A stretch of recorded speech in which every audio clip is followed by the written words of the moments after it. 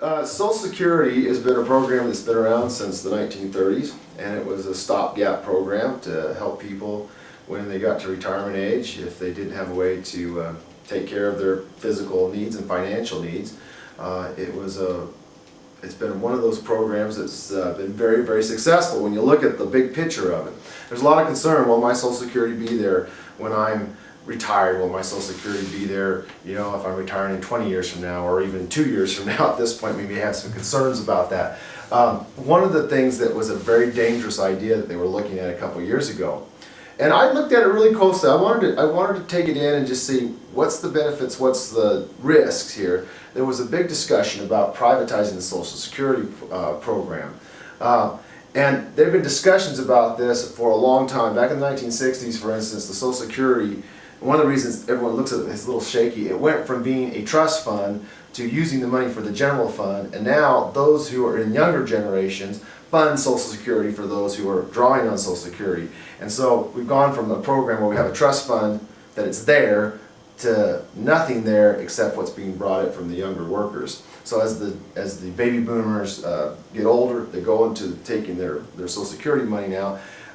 It takes more and more people to fund those policies. And so that becomes a big issue to people. Is it going to be there? Is it going to be stable? There's a couple easy ways to deal with that.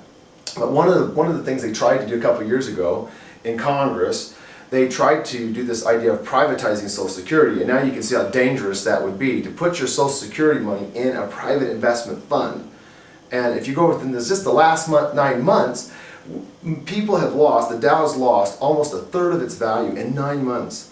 So you can talk to people with retirement funds, with savings accounts and plans, and they've lost a third. Could you imagine if Social Security was in a system like that, and all of a sudden you're about to retire, and 1/3 of your money's evaporated?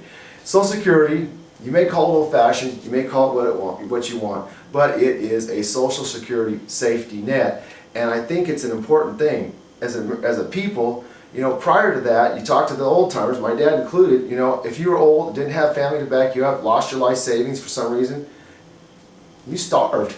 And that's just the basic way it was. You starved. And so we've got to shore up Social Security. I don't think it's going to be that difficult of a process.